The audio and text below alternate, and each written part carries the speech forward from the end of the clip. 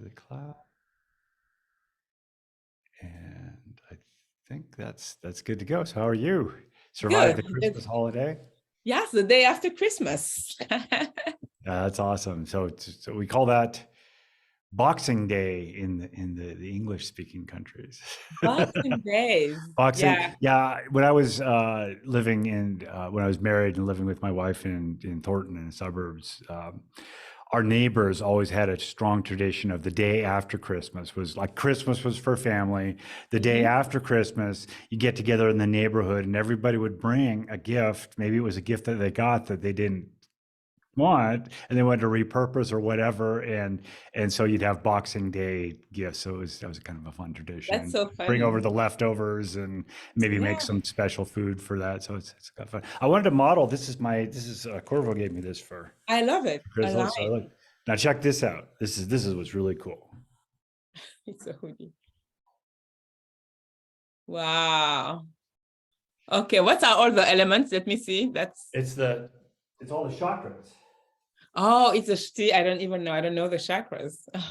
So it's the chakras from the lowest, the red, actually it's left to right on here, the colors. The red would be your root chakra, and then the orange would be your sacrum or sacral chakra, then your solar plexus, and the green is the heart, and the heart is sort of like midway between the lower and the upper chakras. And then you have the throat chakra, and then the third eye, and then the crown. So it's What nice they that it do, goes. what are chakras, if you have to explain that to somebody like me who knows nothing about it? The way I understand it, it's the way we organize certain energies in our body. And that's just the way I kind of visualize it myself. So I haven't done a thorough study of it. I'll go with what Yoga with Adrian says about it. And I visualize that my crown would be my center of communication with the infinite intelligence. So with the universe or God or whatever. My third eye would be my internal thoughts, my internal world, my intuition. My throat is the source of creation, because that's what's creating my voice, which is what creates everything, right? And then the heart is kind of the center. That's where the love resides. And then below that, the solar plexus. A lot of times we associate these lower ones with like, this would be digestion, I would say mainly, but also there's some power that comes with that as well, that comes up through your heart and into your throat. And then the sacrum would be reproduction, and then the root would be elimination. So that's kind of the way I think of it, and I sort of align my experience with this line going up and down my body. So how do you do that practically? Why do you need to know that? For what? For how do you use it? I don't know if you need to know that. It's just a useful, it's a useful rubric, I guess, or a useful guideline for how I would like I always say, be the loving observer of your experience. And so I can guide my experience. Like I feel like the center of my experience as a human being is within this line of my spine, going up and down. And so that's kind of where the way I think about it. Okay. And so, but anyway, and also it has the cool colors and the cool symbols. I love the word align, because that has been some of the word that were big for me in 2022 to be in alignment. I see, like my emotions and my actions, my thinking, my being, or to be aligned. Also alignment in relationships, like going, for example, if you're involved in a relationship, like to be aligned, the need to be aligned, meaning to see things not exactly the same way, but at least to be going the same direction, or the same direction. Yeah, exactly. Yeah. So that you can hear one another and all of that. Yeah. So I love the word alignment. Yeah, and I yoga. I like the hoodie. I like the hoodies. It's kind of cool. I'm wondering as I go out with it, like I'm not going to wear this in the house. Well, I had to wear it today to model it, but it's a little too warm to wear in the house, but it's about perfect today. It's in the 50s here. It's in the mid 50s, which is like a huge change from, that's a 70-degree difference from what it was a couple of days ago, which is it's going to warm up here too, because it was pretty cold for Christmas and yesterday. But let me ask you something. I want to go back. You said you're not going to wear it in the house. So do you have clothes that you don't wear in the house and clothes you wear outside? Well, I mean, I'll wear like if it's let's say for a professional thing, if I'm getting on a call, maybe I'll wear a suit, and I would wear that if I were going out as well. I think it's mainly just temperature. Okay, so Yeah. temperature wise, because when I was little, like we had uniforms, I was going to private school, so usually we had uniforms, and then we would come home and change and wear home clothes. So we had home clothes and then outside clothes. And I remember when I moved to France, I realized that people were just wearing clothes. It's not like I They have didn't have special clothes for specific special clothing. occasions. Yes. Uh-huh. And there is I remember with the father of my children, when he would have new clothes. I think we already talked about it. Okay, I won't say that, but anyway. That's gonna take some work to get out of that habit. Me too. When he will receive new things, he would wear them right away. And I'll be like, why don't you keep it for a special occasion? But the beautiful lesson is, I actually love how he does it. And I think that's what everyone should do. Don't wait for tomorrow, wear that's a really good way to put it. to wear the beautiful dress now, and to use your, preferred china now, and not to wait for an occasion, because you don't know what tomorrow is going to be. Yeah, well, I admit I've done that with pants, especially. Right, I had to have a new pair of pants, and I was like, "Well, I have pants. It's fine." Yeah, you wear them. I've saved them for. It's like, well, I might want the new pants sometimes, but not today, and so maybe I'll change my perspective around. Also, you're not wearing the new pants? Oh, I am now. I'm wearing like most of my wardrobe today is I bought myself some new shoes and so on. So most of it's new clothing. But I was saying in the past that would be like if maybe I was out at Target and I bought 4 pairs of pants and I would only wear 2, and then I keep the other 2 in reserve so I have some. That's just kind of That's silly. so funny though. That's kind of silly. Anyway, you never know. So I realized that when you have even good things, good food, whether it's food, clothes, books, a journal, whatever it is, just use it. Right. Why would you wait to? Right. I said, why would you wait to enjoy the beautiful things if you want every moment to be special? And I was talking about that for something very important. Oh yeah, it's for the woman, why, if you can be beautiful every day, why would you choose not to be your best self? Right. Yes. Why exactly. would you stay in your pajamas all day? Is it because if you want to be cozy and stuff, why not? But why would you, if you love yourself, where you have makeup?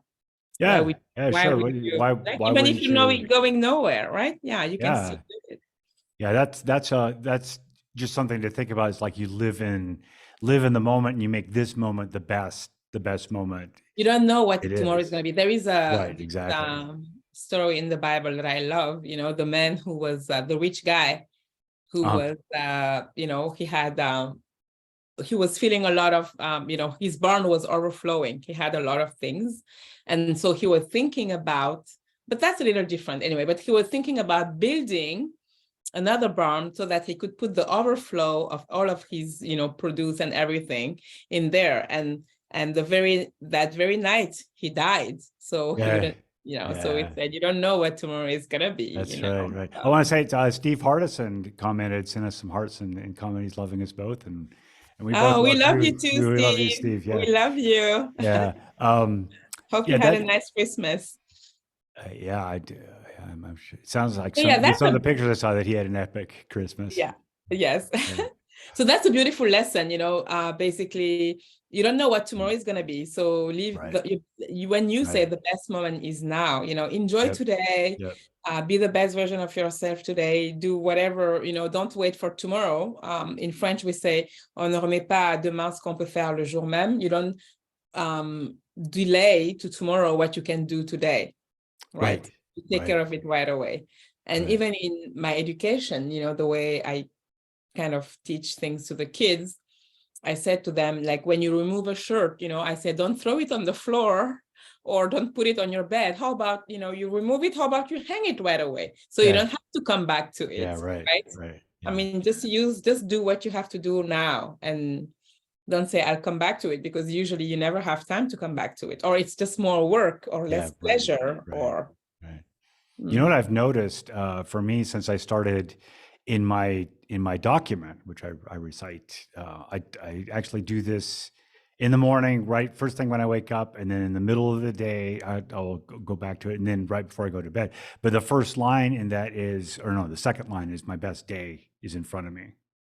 Yes, And I since remember you saying that. yeah, and since I've started doing that, it's turned out to be, I've had some spectacular days, and most Yeah, days have because you're miracles expecting associated it. with them. Right, I'm expecting them, and Anticipation. I'm viewing each day as a miraculous experience. This is my best day. Yeah. I remember writing an article about setting the power of an intention in one of the newsletters, and when you set an intention, like your brain goes there.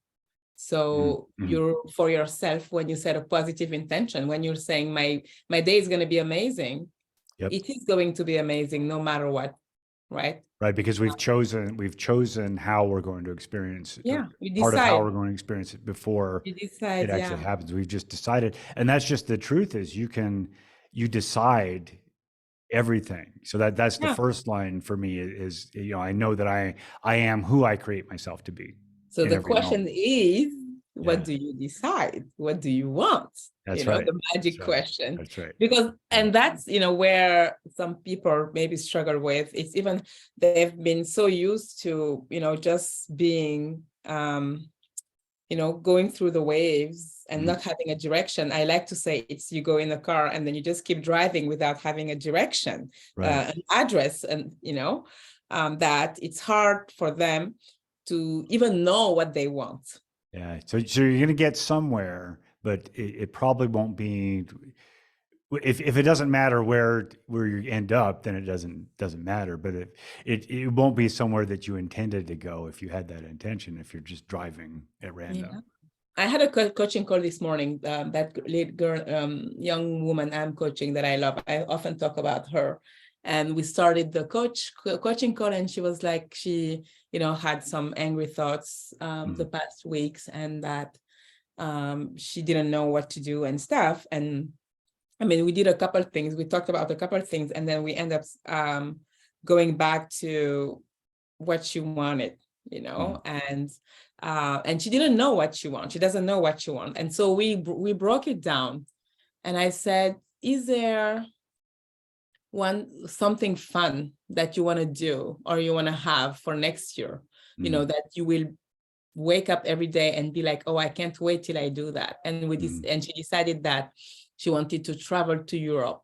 And I said, when can we do that? And so we ended up planning for her a month trip to Europe in July. Wow. And then we were like, okay, what do you need for that? What have to happen so that you can do that? And then we end up talking about her financials. And then we saw some things that weren't going right there. Yeah. And for example, she said, yeah, I'm paying like $569 for my car. And I was like, it seems a lot to me. What do you think? She's like, yeah, but when I bought it, that's all I had. I'm like, do you think that you could look for 3 other coats maybe, So just showing her that we were never stuck. We are never stuck. Yeah. So what do you want? You have to want something. And then from that thing, you can work on every aspect of your life to match what you want, or to be, at least to have the conditions to be able to have what you want. So we end up from that thing defining goals for her health, for her finance, for her relationship with her mom, for her faith. And we didn't even know that we would be there, but we ended up doing all of that. So it was a beautiful, inspiring call this morning. They say how you do one thing is how you do everything. Yeah. So that's cool. Yeah. So what are you up to? You said you have something to do at 7? No, 5? At 5, 5 I have some coaching calls, and I'm working on right now my plan for 2023. I'm taking Eric Lofholm's class on the replay. What is a blank plan? What's that? What's a blank plan? Blank You plan. said a blank plan. You have a blank plan. Blank plan. I thought I heard that's what I heard. Huh. Business, maybe business plan? You Business said your plan? business plan for Hmm. Yeah. 2023. Yeah. So Okay. my business plan. So, Oh, business um, plan. I heard blank yeah. plan. Exactly. I thought about Huh. white paper, like a blank, say 2023, and then just to fit it in. That's what I imagine. Well, no, there's some parameters that go with it. It starts with a blank page, but Yes. there are some parameters in terms of revenue, in terms of actually for me, in terms of office hours. Oh, to set office hours. Set office hours. So that's one thing I don't do. I just sort of am Go by the I'm motions. happy-go-lucky with that, rather than saying, okay, well, this is my working hours. This is when I'm open for business. This is how I do it, And then he talked about some other benchmarks you could have, like what deliverables are you going to produce in the next year? Are you going to write a book? Are you going to do video? Right? Are you going to do some webinars? Are you going to do, like for me, albums, recordings? So Yeah. what kind of things are you going to create in the world? Mm-hmm. Then I like that. The what kind of deliverable. Yeah. relationships, like who in your world do you want to deepen your relationship with? And this could be business, or it could be personal, or it'd be a combination of those things. But who are some people in your life that maybe now already that you'd want to have a deeper relationship, maybe collaborate on something, so Right. those are some good things just to think about, to sort of, kind of steer me in the Yeah. right direction. Yeah. I think it goes in the direction of what do you want and how do you Yeah. make it happen, right? Yeah. Mm-hmm. Yeah. You So said to me something last time and I couldn't remember. But yeah, we can talk about it offline. You said you think about the ideas and then the action and then you remember the objectives, like it was. there's one of the distinctions that Eric talks about, the way he frames it is inner game, outer game action. I think it was that, but Yeah. maybe Okay. you don't want to give away Eric's teaching right Oh, now. no. I'm all for it. I like to spread things around. If I get an idea, I'd like to credit it, of course, but I Yeah. do like to spread around, and I think it was that. I'm The sure inner game. he would not mind about that. But yeah, he uses that distinction as a filter for a lot of things. It's like you can think of, like, in aspects of sales, or in aspects of your creativity, or in aspects of your relationship with people. You can think of the inner game, Like the and then you have concept. the outer game, the techniques that you would use, and then taking action on those techniques. And that's a really powerful way to frame it and to Yeah, visualize. I think it at least it gets you going. Yes. Yes, it's like a recipe. Okay, you just take an idea, because the inner game is always the idea, Yeah. and then how can you put that idea, how can it come to existence? Yeah. What are the techniques you would use to make it real? Yeah. And Yes. then how do you Take decide, action. once you know what the techniques are you're going to try, to actually follow through and implement those techniques? Yeah, and implement. Yeah, the action is the implementation. I think it's if people are, yes, they're listening, I think it's an amazing way to start on any idea. Yeah. And actually, there's one more thing I wanted to say about that is when he talks about that framework, inner game is first. That's top of the list. Yeah. Right. It always comes from that, an idea. It always comes from your mindset. It comes from what you're thinking. Yeah. Before anything else happens, it's always that. And we know that, your thoughts are kind of leading your whole life. Yes. Yeah. Your thoughts are creating literally, it's true. Your thoughts create your world. Your reality. Yeah. Your thoughts create your reality. All right. Well, we'll leave it there for today, but thank you all for joining us. And yes. We will see you all again tomorrow. Tomorrow. Yeah. Everybody have a fabulous Monday afternoon. Yeah. Whoops. Let me turn off the recording too.